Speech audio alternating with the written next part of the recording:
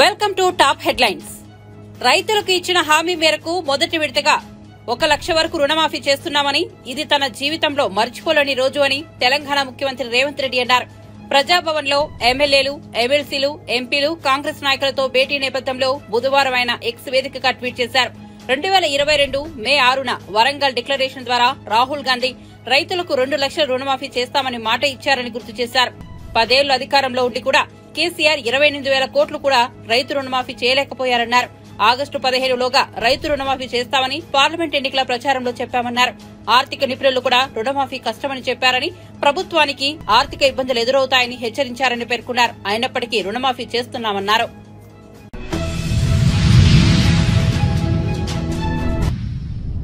NHM కింద ప్రత్యేకంగా 1000 కోట్ల రూపాయలు మంజూరు చేయాలని కేంద్రాన్ని కోరినట్లు ఆరోగ్య శాఖ మంత్రి సత్యకుమార్ చెప్పారు. రాష్ట్రంలో రాజకీయ, ఆర్థిక పరిస్థితులను కేంద్ర ఆరోగ్య శాఖ మంత్రి జేపీ నడ్డాకు వివరించానన్నారు. గత 5 ఏళ్లలో వైసీపీ పాలనలో జరిగిన విధ్వంసంతో పాటు రాష్ట్రాన్ని ఆదుకోవాలని కోరినట్లు తెలిపారు. ఆరోగ్య మందిర్, భవనాల నిర్మాణానికి నిధులు కోరారని కేంద్ర మంత్రి కూడా సుముఖం వ్యక్తం చేసినట్లు వెల్లడించారు. మనము నిర్దేశించుకున్నాము 2030 నాటికి ఎస్డీజీ టార్గెట్స్ అయితే పెట్టుకున్నామో సస్టైనబుల్ డెవలప్మెంట్ గోల్స్కి, వాటికి చేరడానికి అవకాశం ఉంటుంది. ఆంధ్రప్రదేశ్ ప్రోగ్రెసివ్ స్టేట్, కానీ గత 5 సంవత్సరాలుగా ఒక అరాచక పాలన కారణంగా అన్ని రంగాల్లో రాష్ట్రం వెనుకబడిన విషయాన్ని వారికి గుర్తు చేయడం జరిగింది. మిత్రులారా, అయితే సానుకూలంగా అన్ని విషయాల్లో స్పందించారు. ఇతర రాజకీయ విషయాలు కూడా, రాష్ట్రంలో జరుగుతున్న విషయాల్ని గత ఈ 40 రోజుల్లో ప్రభుత్వం తీసుకున్న వాటి మీద వారు అడగడం జరిగింది. దానికి 5 ఏ రకంగానైతే మొదటి 5 సంతకాలు చేశారో, ఏ రకంగా పెన్షన్లు పెంచారో, ఆర్థిక పరిస్థితుల దృష్ట్యా ఆర్థిక భారం ఉన్నప్పటికీ కూడా 10,000 కోట్లు అదనంగా చెల్లిస్తూ సామాజిక భద్రత కింద పెన్షన్లు అందిస్తున్న విషయాన్ని, అదేవిధంగా ఉచితంగా ఒక ఆదాయ వనరులుగా గత ప్రభుత్వం మార్చుకుంటే ఇసుకని ఉచితంగా ఇవాళ ప్రజలకి అవసరమైన ఎవరికైనా సరే అందించడానికి కేవలం తవ్వుకునే ఛార్జీలు లేదా గ్రామానికి సంబంధించి సీనరేజ్తో ఉచితంగా తీసుకెళ్లే అవకాశాన్ని ఇవ్వడం జరిగిన విషయాన్ని కూడా వారి దృష్టికి తీసుకురావడం జరిగింది. అదేవిధంగా అన్న క్యాంటీన్ల విషయం కానీ, లేకపోతే స్కిల్ సెన్సస్ తీసుకొస్తున్న విషయం కానీ, లేదా 5,30,00,000 మందికి ఓరల్, బ్రెస్ట్, సర్వైకల్ క్యాన్సర్కి ఉచితంగా స్క్రీనింగ్ నిర్వహిస్తున్న ఇది, ఆర్బీఎస్కే కింద 68 లక్షల మంది విద్యార్థులకి, 18 ఏళ్ల వరకు విద్యార్థులకి, 6 నుంచి 18 ఏళ్ల సంవత్సరాల మధ్య ఉన్న విద్యార్థులకు కూడా స్క్రీనింగ్ చేస్తున్న విషయాన్ని, ఇతర విషయాన్ని వారి దృష్టికి తీసుకురావడం జరిగింది. అయితే ఇవాళ ముఖ్యమంత్రి వర్యులు చంద్రబాబు నాయుడు గారు కూడా ఢిల్లీలో ఉన్నారు. ఇటీవల కాలంలో వారు ముఖ్యమంత్రి అయినప్పటి నుంచి అనేక పర్యాయాలు ఢిల్లీకి రావడం జరిగింది. వచ్చిన ప్రతిసారి అభివృద్ధి కార్యక్రమాల కోసం కొత్తగా నిధులు మంజూరు చేసుకోవడం కానీ, లేదా కొత్త ప్రాజెక్టులను సాధించుకోవడం కానీ చేస్తున్నారు. విజయవాడ సిఆర్డీఏ ప్రాంతంలో ఒక రింగ్ రోడ్డుని, 189 కిలోమీటర్ల రింగ్ రోడ్డుని సాధించుకోవడం చిన్న విషయం కాదు. గత పునర్విభజన చట్టంలోనే దాన్ని చేర్చినప్పటికీ, గతంలో ఇదే ఎన్డీఏ ప్రభుత్వం చంద్రబాబు నాయుడు గారి నాయకత్వంలో భూమి సేకరణకు మొదలుపెట్టినప్పటికి కూడా, సేకరణకు ప్రయత్నం చేసినప్పటికీ ఆ తర్వాత దాన్ని వచ్చిన ప్రభుత్వం అడ్డుకోవడం, ఇప్పుడు మళ్ళీ కొత్తగా కళ సాకారమయ్యేటట్లుంది. దానివల్ల ఆ ప్రాంత అభివృద్ధి మాత్రమే కాకుండా రాష్ట్రం కూడా అభివృద్ధి చెందుతున్న విషయం మనం అందరం గమనించాల్సి ఉంది. అదేవిధంగా బీపీఎల్ రిఫైనరీని కానీ, లేకపోతే ఎప్పటి నుంచో పునర్విభజన చట్టంలో ఉన్న మరొక అంశం విశాఖకు మెట్రో రైలు విషయంలో, దాన్ని సాధించుకునే విధంగానే ఎన్హెచ్ఏతో మాట్లాడడం కానీ, కొత్తగా ఆకృతులు మార్చి వాటిని మంజూరు చేసుకునే విషయంలో కూడా ముఖ్యమంత్రి వారు వరుసగా ఢిల్లీ పర్యటనలు చేస్తూ అనేక వేల కోట్ల సంబంధించిన నిధులను మంజూరు చేసుకునే ప్రయత్నం చేస్తున్నారు.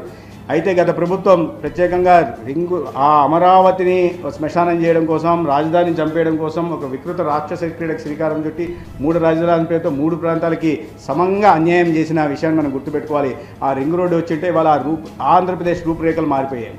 వాటిని అడ్డుకున్నారు. వాటి కూడా రాజకీయ లబ్ధి కోసం, రాజకీయ కోణంలోంచి చూసి కేసులు పెట్టే ప్రయత్నం చేసిన విషయం కూడా మనం అందరం గుర్తుపెట్టుకోవాలి. ముఖ్యంగా విశాఖపట్నంకి మెట్రో విషయంలో 2017లో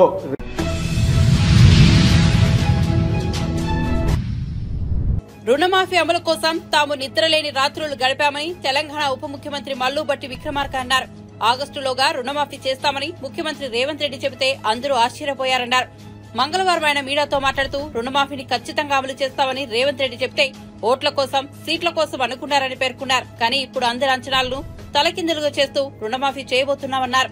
ఆగస్టు దాటకుండానే రుణమాఫీ చేస్తామన్నారు. ఇందుకోసం ఎంతో శ్రమించామన్నారు. అర్హులైన వారందరికీ రుణమాఫీ చేస్తామన్నారు.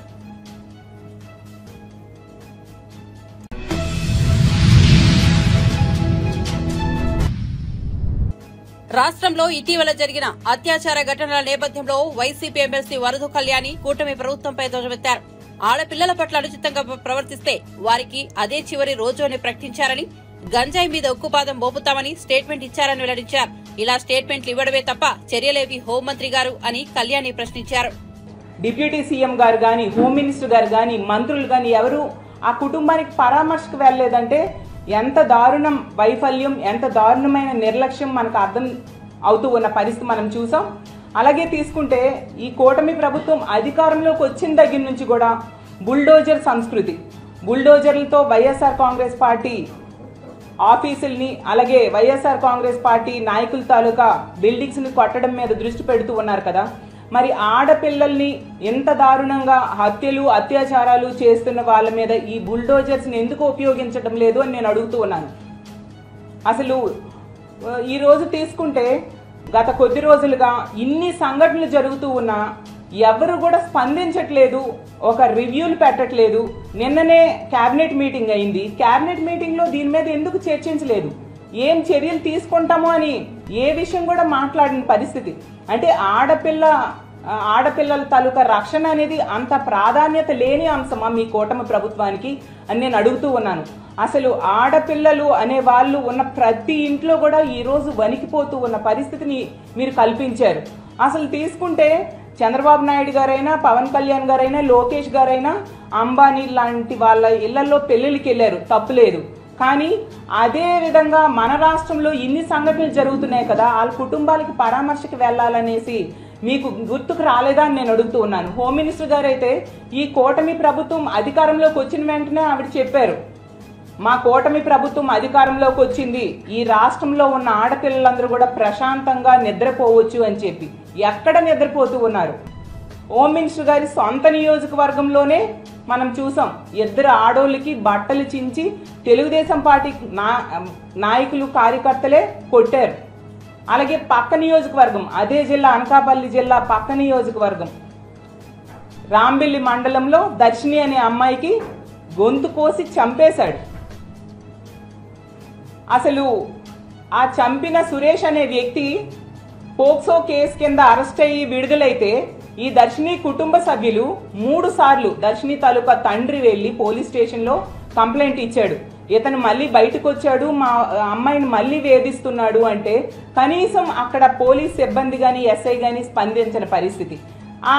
దాన్ని అలుసుగా తీసుకొని ఆ దుర్మార్గుడు ఇంటికి వచ్చి మరీ గొంతు కోసి చంపేశాడంటే మనం అర్థం చేసుకోవచ్చు ఎంత ఘోరంగా ఇక్కడ ప్రభుత్వం కానీ, పోలీస్ వ్యవస్థ కానీ ఉంది అనేసి.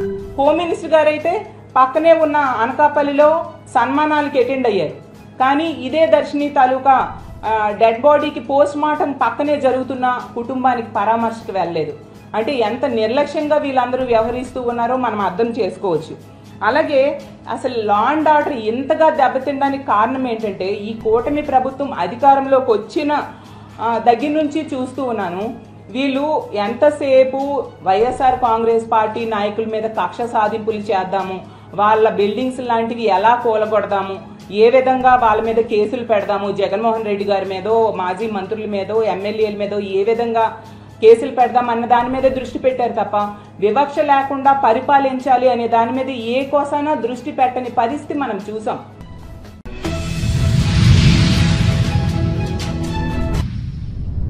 రేవంత్ రెడ్డి ముఖ్యమంత్రి అయ్యాక విదేశాల్లో విద్యను అభ్యసిస్తున్న బ్రాహ్మణ విద్యార్థులు తీవ్ర ఇబ్బందులు ఎదుర్కొంటున్నారని బీజేపీ మాజీ ఎమ్మెల్యే ఎన్వీఎస్ఎస్ ప్రభాకర్ ఆవేదన వ్యక్తం చేశారు. గత ప్రభుత్వం సహకారంతో బ్రాహ్మణ కుటుంబాలు ప్రారంభించిన ఉపాధి వ్యాపారాలన్నీ దెబ్బతింటున్నాయన్నారు. బ్రాహ్మణులతో వివాదం పెట్టుకోవద్దని ముఖ్యమంత్రికి సూచించారు. త్వరలో జరగబోయే శాసనసభ సమావేశాల్లో బ్రాహ్మణ పరిషత్ నిధుల విషయంపై నిర్ణయం తీసుకోవాలని విజ్ఞప్తి చేశారు. లేని పక్షంలో బీజేపీ నేతృత్వంలో ఆందోళన కార్యక్రమాలు చేపడతామని హెచ్చరించారు. ఆయన గెలుపు కొరకు, పార్టీని అధికారంలో తేవటం కొరకు వేద పండితుల్ని సంప్రదించి, జ్యోతిష్య శాస్త్రజ్ఞులను సంప్రదించి, ముహూర్తాలు పెట్టుకొని ఆ తర్వాత ముందుకెళ్ళినటువంటి వైనాన్ని కూడా మనం చూసాం. దాంతోపాటుగా అధికార పీఠాన్ని అధిష్ఠించేటప్పుడు కూడా ఒక ముహూర్త బలాన్ని ఎంచుకునే ప్రమాణ స్వీకారం చేశాడు. ఈ అన్ని సందర్భాల్లో కూడా వేద పండితులు కావాల్సి వచ్చింది, బ్రాహ్మణోత్తములు కావాల్సి వచ్చింది, వారి యొక్క ఆశీర్వచనాలు కావాల్సి వచ్చినాయి. అంతకుముందు రాజకీయ ఎన్నికల ప్రచార సందర్భంలో కూడా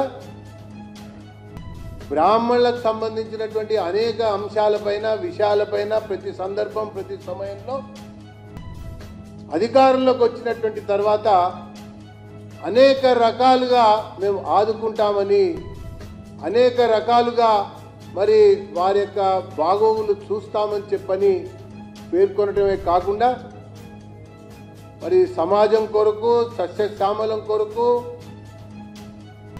బ్రాహ్మణులు చాలా అవసరము అన్నటువంటి రీతిలో మాట్లాడినటువంటి ఒక వ్యక్తి. 7 నెలలు కలిసినాయి. రాష్ట్రంలో ఉన్నటువంటి అనేక మంది వేద పండితులు, బ్రాహ్మణ విద్యార్థులు, నిరుపేద కుటుంబాలు ఈ 7 నెలల కాలంలో ఏడుస్తున్నారు. బ్రాహ్మణ పరిషత్ ద్వారా విదేశాలకి విద్యను అభ్యసించడం కొరకు ప్రభుత్వ పరంగా వచ్చినటువంటి సహకారం, అంటే ఈ బ్రాహ్మణ పరిషత్ ద్వారా వచ్చినటువంటి సహకారంతో విదేశాలకు వెళ్ళారు. వెళ్ళి ఆ రకంగా మొదటి దఫా ఫీజు కట్టి విద్యని అభ్యసించడం ప్రారంభించి ముందుకు సాగుతున్నారు. కొత్త ప్రభుత్వం వచ్చింది, కాంగ్రెస్ ప్రభుత్వం వచ్చింది, రేవంత్ రెడ్డి ముఖ్యమంత్రి అయ్యాడు. అయిన తర్వాత ఈ బ్రాహ్మణ పరిషత్ కనుక నిధులు కనుక రిలీజ్ చేసినట్టయితే వాళ్ళకి 2వ సెమిస్టర్ లేదా 2వ సంవత్సరానికి సంబంధించినటువంటి ఫీజులకి డబ్బులు ఆ విశ్వవిద్యాలయాలకి చెల్లించేటువంటి అవకాశం ఉంటుంది. కానీ 7 నెలల కాలంలో ₹1 కూడా ఈ బ్రాహ్మణ సంక్షేమ పరిషత్కి కేటాయించకపోవటం వల్ల విదేశాలలో విద్యను అభ్యసించడానికి వెళ్ళినటువంటి ఒక విద్యార్థులు పడుతున్న పాటలు అంతా ఇంత కాదు. చదువుకోలేక చదువు కొనలేక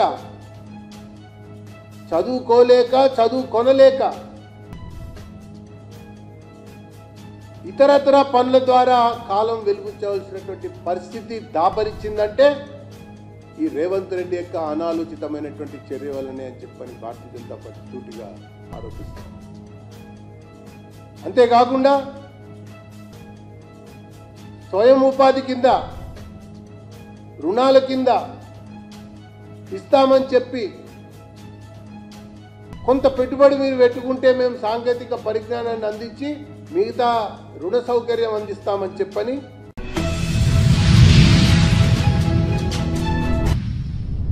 ఖైరతాబాద్ మహాగణపతి పనులు చురుకుగా కొనసాగుతున్నాయని ఎమ్మెల్యే దానం నాగేందర్ తెలిపారు. ఈ ఏడాది గణేష్ నవరాత్రులను వైభవంగా నిర్వహించేందుకు పగడ్బందీ ఏర్పాట్లు చేస్తున్నట్లు వెల్లడించారు. ఖైరతాబాద్ ఎమ్మెల్యే దానం నాగేందర్ మహాగణపతి పనులను పరిశీలించారు. ఈ సందర్భంగా ఆయన మాట్లాడుతూ ఖైరతాబాద్ గణేష్ ఉత్సవ సమితికి స్థానిక ఎమ్మెల్యే అధ్యక్షుడిగా ఉంటారని తెలిపారు. ఖైరతాబాద్ గణేష్ ఉత్సవాలను ఘనంగా నిర్వహిస్తామన్నారు. ఉత్సవాలకు వచ్చే భక్తులకు ఎలాంటి ఇబ్బంది కలగకుండా ఏర్పాట్లు చేస్తామన్నారు. 2 కమిటీ ఆలోచనలను పరిగణలోనికి తీసుకున్నామన్నారు. మందికి ఉత్సాహం ఉంటుంది, మేము కూడా సభ్యులు ఉండాలని వాళ్ళందరూ కూడా ఉత్సవ కమిటీలో సభ్యులు, అల్టిమేట్ గా వాళ్ళంతా ఉత్సవ కమిటీలో సభ్యులుగా ఉంటారు.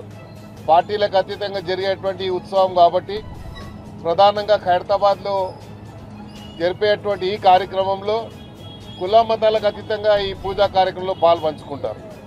ప్రధానంగా వచ్చేటువంటి భక్తులకు వారి మరి చేతనైనటువంటి సేవా కార్యక్రమాలు కూడా వాళ్ళు చేసేటువంటి కార్యక్రమం కానీ ఇక్కడ మనము దారి పొడుగున ఈ 11 రోజులు మరి ప్రసాదాల పంపిణీ కార్యక్రమాలు కానీ వచ్చేటువంటి భక్తులకు కావాల్సినటువంటి ఏర్పాట్లు, అంటే కొంతమంది కొత్త వాళ్ళు వచ్చినప్పుడు వాళ్ళు ఇబ్బంది పడతా ఉంటే ఇక్కడ బస్తీలలో ఉన్నటువంటి వారే ముందుకు వచ్చి వారికి కావాల్సినటువంటి సౌకర్యాన్ని అందించి వాళ్ళని భగవంతుడి యొక్క దర్శనం చేసుకునేటువంటి అవకాశాన్ని కల్పిస్తూ ఉన్నారు. అలా మా ఖైరతాబాద్లో ఉన్నటువంటి ప్రతి కుటుంబానికి ఉత్సవ కమిటీ తరఫున నేను ధన్యవాదాలు తెలియజేసుకుంటూ ఈ యొక్క పండుగ అనేది రాష్ట్ర వ్యాప్తంగా దేశవ్యాప్తంగా గతంలో మేము చిన్నగా ఉన్నప్పుడు వినేవాళ్ళం. మహారాష్ట్రలో ముంబైలో చాలా అంగరంగ వైభవంగా జరుగుతుంది అని చెప్పి వినేవాళ్ళం. కానీ భారతదేశ చరిత్రలో రేపు రాబోయేటువంటి రోజుల్లో ఖైరతాబాద్ వినాయకుడు గిన్నీస్ వరల్డ్ రికార్డ్ బుక్లో ఎక్కబోతున్నది. కాబట్టి ఇది అందరి బాధ్యత. ఒక్కసారి ఖైరతాబాద్ వినాయకుడు మళ్ళీ గిన్నిస్ బుక్లోకి ఎక్కినప్పుడు ఈ క్రెడిట్ అనేది అందరికీ దక్కుతుంది. కాబట్టి ఇది మన బాధ్యతగా భావించి మీ అందరు కూడా దీన్ని పెద్ద ఎత్తున దీంట్లో భాగస్వాములు కావడానికి ప్రయత్నం చేయాలని అందరితో నేను కోరుకోవడం జరుగుతుంది. ఈడ ఈ ఉత్సవ కమిటీలో ఎలాంటి భేదాభిప్రాయం లేదు. వచ్చే భక్తులకు అసౌకర్యం కలగొద్దనేది ఆలోచన తప్ప ఈడ భేదాభిప్రాయాలు ఉన్నటువంటి కొన్ని పత్రికల్లో గతంలో వచ్చాది. అవన్నీ కూడా అవాస్తవాలని ఈ సందర్భంగా నేను తెలియజేసుకుంటూ, మరి అడాక్ కమిటీ అనేది దీంట్లో మళ్ళీ ఒక 5 విభాగాలని మేము విభజించడం జరుగుతుంది. దీంట్లో వచ్చేటువంటి ఏదన్నా డబ్బు రూపంలో వస్తే దాన్ని ఉత్సవ కమిటీకి డే టు డే ఇచ్చి డైలీ ఇక్కడ వచ్చేటువంటి డిస్ప్లేలో డిక్లేర్ చేసి ఈరోజు ఇంత డొనేషన్స్ వచ్చాయి, ఈ డొనేషన్స్ ఎందుకు వాడతాం అనేది మేము కూడా చెప్పాల్సిన అవసరం ఉంది. ప్రధానంగా వచ్చే డొనేషన్స్ ఖైరతాబాద్లో చాలామంది మరి నిరుద్యోగ సమస్యలతో బాధపడతా ఉన్నారు. పిల్లలకు విద్యని అభ్యసించడానికి విద్యలు ఉన్నతమైనటువంటి విద్యని అభ్యసించాలంటే వాళ్ళకు ఆర్థిక సాయం అందక ఆర్థిక సాయం అందక వాళ్ళు మధ్యనే డ్రాప్ అవుట్ అవుతున్నటువంటి ఎన్నో సంఘటనలు ఉన్నాయి. లేకపోతే ఎవరైనా పిల్లవాడికి ఏదైనా చిన్న కుటుంబంలో వివాహం చేసుకోవాలంటే ఆ కుటుంబంలో ఆర్థిక స్తోమత లేక ఎక్కడెక్కడనో అప్పులు చేసి వివాహం చేసుకున్నటువంటి సందర్భాలు ఎన్నో ఉన్నాయి. ఏ ఫంక్షన్ హాల్కి పోయినా కూడా మేము డబ్బు కడితే కనీసం ఇక్కడ వాసవి ఫంక్షన్ హాల్ పోతే 2 లక్షలు, మోడర్న్ ఫంక్షన్ హాల్ పోతే 75 లక్షలు, ఇంకా వేరే ఫంక్షన్ హాల్ పోతే 3 లక్షలు ఇలా ఉంది. కాబట్టి ఇక్కడే ఐమాక్స్ థియేటర్ ముందు మేము ఒక మల్టీపర్పస్ కమ్యూనిటీ హాల్ని కట్టబోతున్నాము. దాంట్లో అందరికీ ఖైరతాబాద్ వాసులందరికీ కూడా నామినల్ ఫీజుతోని బయటి వాళ్లకు దానికో రేట్ పెట్టడం జరుగుతుంది. అది కూడా రేపు ఉత్సవ కమిటీ ఆధ్వర్యంలో దానికి కూడా మేము చేయబోతున్నాం. అదేవిధంగా ఇలాగే వచ్చిన పిల్లలందరికీ ఏదన్నా అనారోగ్యంతో మరి బాధపడితే వారి కుటుంబాలకి ఆర్థిక సాయం అందించి మెరుగైనటువంటి ట్రీట్మెంట్ అందించేటువంటి కార్యక్రమం కానీ ఇప్పటికే గౌరవ ముఖ్యమంత్రి గారు రేవంత్ రెడ్డి గారు మరి స్కాలర్షిప్లు కానీ ఫీజు రీఎంబర్స్మెంట్స్ కానీ ఓవర్సీస్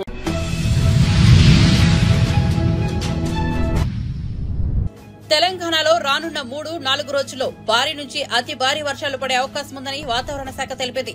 బుధవారం భారీగా, గురువారం నుంచి 3 రోజుల పాటు అతి భారీ వర్షాలు కురిసే అవకాశం ఉందంటూ పలు జిల్లాలకు ఆరెంజ్ అలర్ట్ జారీ చేసింది. తూర్పు, ఉత్తర తెలంగాణ జిల్లాలు అప్రమత్తంగా ఉండాలని సూచించింది. ఆయా ప్రాంతాల్లో 11.5 నుంచి 20 సెంటీమీటర్ల వర్షపాతం నమోదయ్యే అవకాశం ఉందని పేర్కొంది. ఈదురుగాలులకు చెట్లు, విద్యుత్ స్తంభాలు విరిగిపడటం, విద్యుత్ సరఫరా స్తంభించడం, లోతట్టు ప్రాంతాల్లో వరద ముంపు ఏర్పడటం వంటివి జరగవచ్చని పేర్కొంది. గురువారం కుమరంభీం, ఆసిఫాబాద్, మంచిర్యాల, కరీంనగర్, పెద్దపల్లి, జయశంకర్ భూపాలపల్లి, ములుగు, భద్రాద్రి కొత్తగూడెం, ఖమ్మం, మహబూబాబాద్ జిల్లాలో భారీ నుంచి అతి భారీ వర్షాలు కురవచ్చు. ఆదిలాబాద్, నిర్మల్, నిజామాబాద్, సూర్యాపేట, వరంగల్, నల్గొండ, హనుమకొండ, జనగామ, సిద్దిపేట, యాదాద్రి భువనగిరి, మహబూబ్ నగర్, నారాయణపేట జిల్లాలో భారీగా వర్షాలు పడే అవకాశం ఉంది.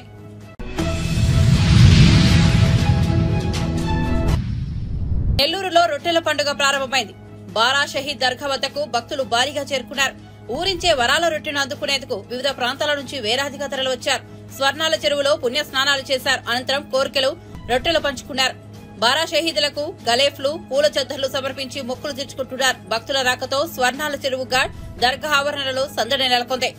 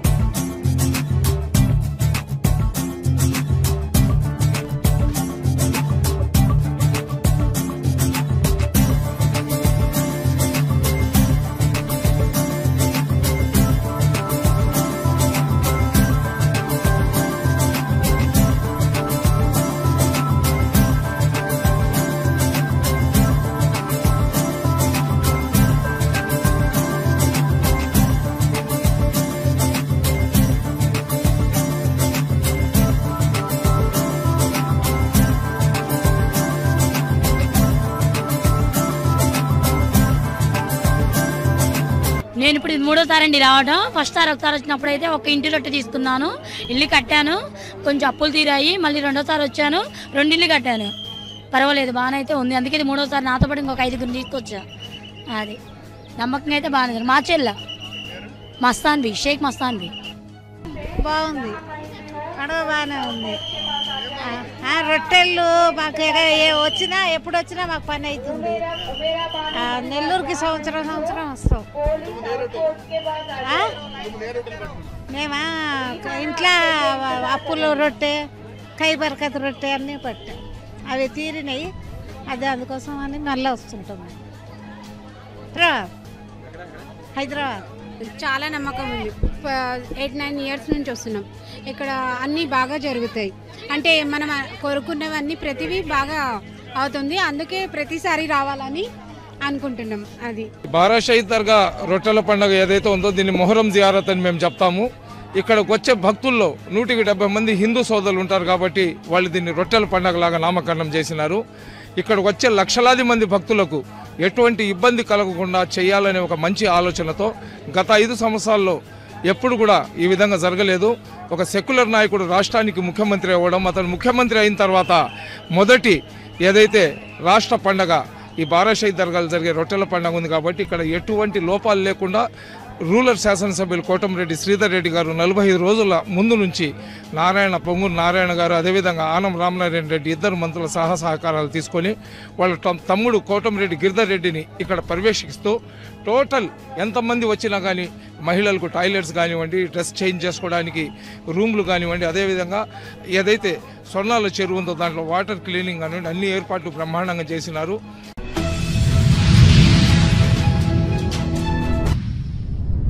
పరిశ్రమల యాజమాన్యాలు నిబంధనలు పాటించకపోవడంతో జలవనరులు కాలుష్యమయంగా మారుతున్నాయి. నిజామాబాద్ నగర్ శివారులోని పరిశ్రమల నుంచి వెలువడే రసాయన వ్యర్థాలను నిర్వాహకులు పూలాంగ్ వాగులోనికి వదులుతున్నారు. ఫలితంగా మంచినీరు కలుషితమై ఆకులకూడూరు గ్రామ శివారులో ఉన్న చెక్ డ్యాం వద్దకు వచ్చి చేరుతోంది. నీటిని దిగువకు వదులుతున్న సమయంలో నురుగ పేరుకుపోతోంది. అధికారులు స్పందించి కలుషిత జలాలు వాగులో కలవకుండా చర్యలు చేపట్టాలని నగరవాసులు కోరుతున్నారు.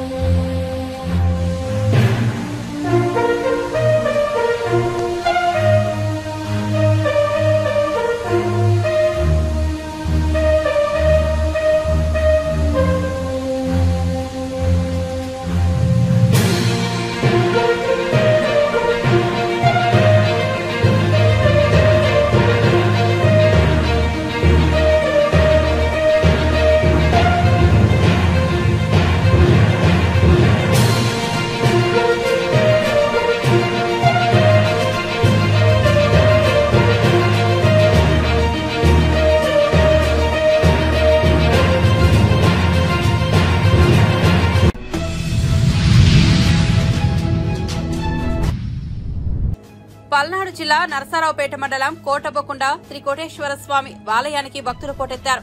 తొలి ఏకాదశి పర్వదినం సందర్భంగా స్వామిని దర్శించుకునేందుకు భారీగా జనం రావడంతో ఘాట్ రోడ్ లో బుధవారం భారీగా ట్రాఫిక్ జామ్ ఏర్పడింది. భారీగా వాహనాలు నిలిచిపోవడంతో భక్తులు తీవ్రంగా ఇబ్బందులకు గురయ్యారు.